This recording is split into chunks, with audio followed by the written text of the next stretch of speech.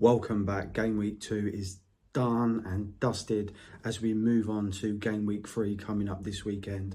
What a weekend of games we had and excitement around them. We had some shock results. My predictions went out the window. They were terrible. So we're going to see how you done, how I done, and we're going to be discussing key performances over the weekend of football game week 2, and we'll get straight into it.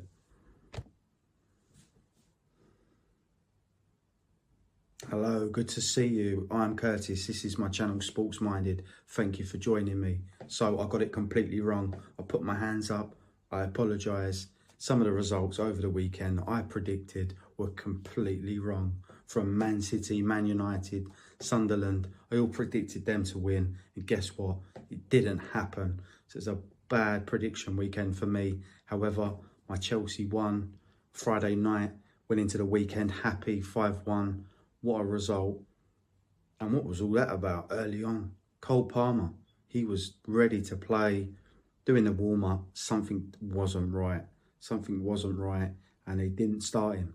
I was concerned. As a Chelsea man, I was concerned, thinking key player Palmer is not in the setup against this West Ham team. We don't know what they're capable of or what they can do. First home game of the season. No Palmer. No Palmer, no problem for Chelsea.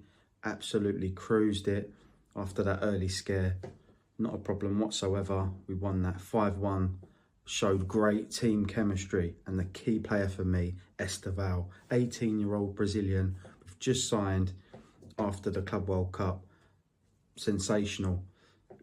And watching him play reminded me a lot of Willian. When we signed Willian, Brazilian player, silky, smooth.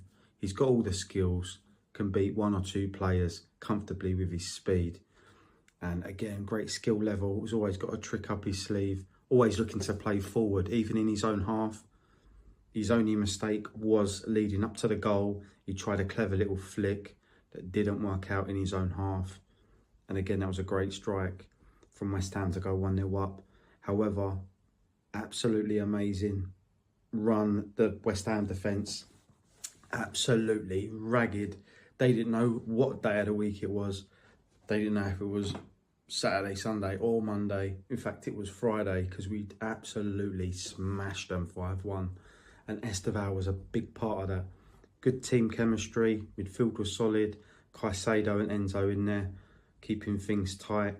Defence looked good. Welcome Tosin back into the team.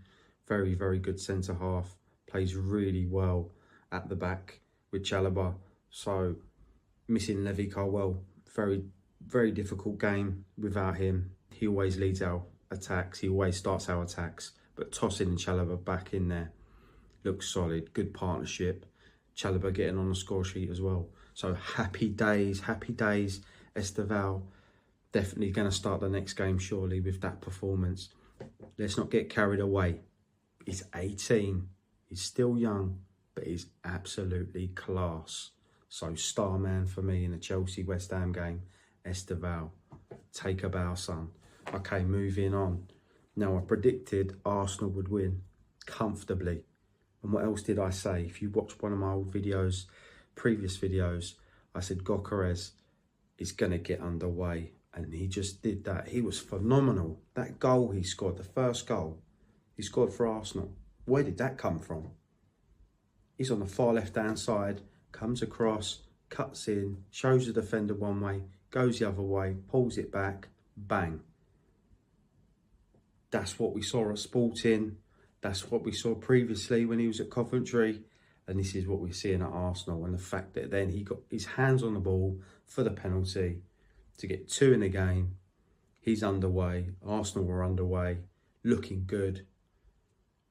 Got a few injuries towards the end. However, they're not serious. They're only little knocks. I believe Norway have just called up Odegaard into their national team. So he's absolutely fine. And Saka will make a speedy recovery. And they've signed Eze, star man for Crystal Palace. Caused Chelsea a lot of problems game week 1. And he's in the Arsenal team. This is serious. Arsenal are serious. They're not messing about. They're going out, getting players they need, filling gaps. They're looking good, and they've got a striker. They've gone and got a striker. They're going to get goals. And they're up there, top of the league. So, very scared about Arsenal, very worried about them. They're looking very, very good. And a comfortable win against Leeds. Leeds were no match for Arsenal. As I predicted, it was going to be a bad day out for Leeds fans, as it was. Okay, moving on. I also highlighted Grealish. I said game week 1 he'd get underway, and he didn't come on till about 60 minutes. Game week 2, I said this is it. This is Grealish's time to shine away from Man City. Man City were letting him rot. Pep didn't rate him. He was going out on the lash, going out on the bender with his mates every weekend. There's a player there. There's a player there. A few years ago, people were saying, this is the next Paul Gascoigne. Anyone that knows who Paul Gascoigne was, unbelievable player. Very, very similar. Very attacking, very skillful. Scored goals. This is the Jack Grealish we saw at Aston Villa. And now we're starting to see, potentially, let's not get blown away from what we're seeing, but Jack Grealish, he's got goals in him, and he's done that for Everton, and they got the win, so well done for Grealish.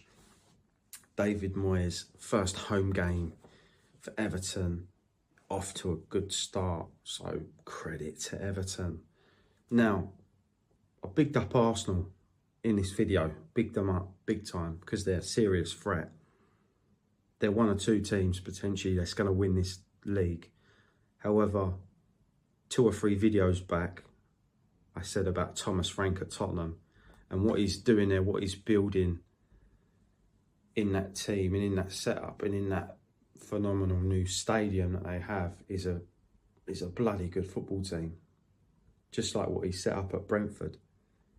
Really strong, really set piece minded.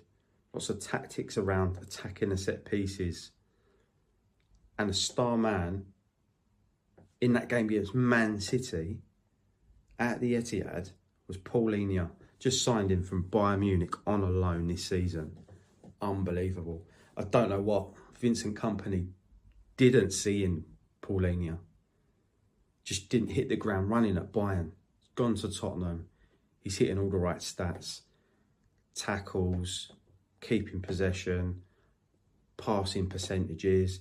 Everything is like 1 or 2 overall for Tottenham. So he's absolutely flying. He's got a manager that backs him.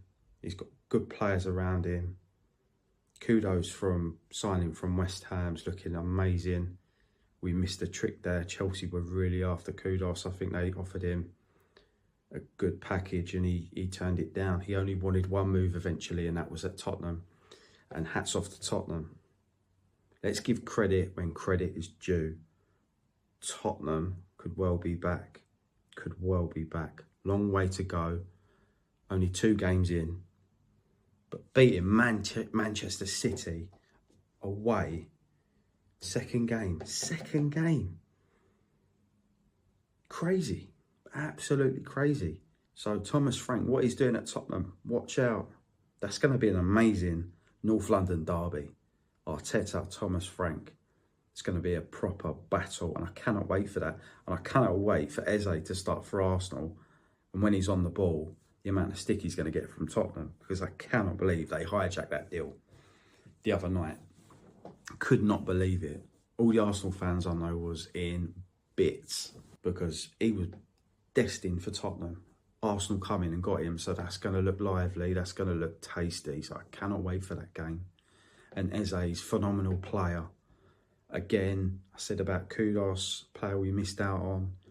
Eze, Chelsea would have just loved him. Like for me. For Palmer. A like for like player. They're looking at Xavi Simons. Eze would have been the player for me. But listen, it's not my money, so let's move on to the next one. So we said about Gyökeres, we said about Grealish, Paulinho and Esteval. They were my 4 main stars over the weekend, the football that we saw from all of these. However, the game on Monday night, what was that? That was unbelievable. This is why the Premier League is the best league in England, in the world. This is why we're here. This is why we're discussing it now. Newcastle 2, Liverpool 3. Have that. Have that. Who saw that coming? Gutted, absolutely gutted for Newcastle. They gave it their best. All the Geordies were backing them. And then Gordon gets sent off. He gets sent off because he's passionate, because he works hard. He was overzealous on the tackle. And then he's sent off. And then he's put his team under the cosh, even though they excelled. And this is the thing in football. You might get a sending off and think, right, that team's bang in trouble now. However, reverse psychology, they're going to work harder. They're going to work 3 times as hard because they're a player down. And they bossed it. They bossed Liverpool. They annihilated them with set pieces. Arnie Slot saying, that wasn't football. That is football, mate. That's the Premier League. We're not in Amsterdam now. Yeah? We're in the Prem. And your team's going to get it. You won the season last year easily. This ain't happening. And Newcastle, who haven't got a striker, they haven't even got one proper recognised striker. The guy that come on in the second half, not sure what his name is, young guy, got the goal, fair enough. Isaac's their main guy. He's looking like he's going to go Liverpool. I don't know. Crazy. But that Rio grabbed that goal, 96th minute. I think he only went on about 30 seconds ago. Gets the winner. And it's painful. It's absolutely painful.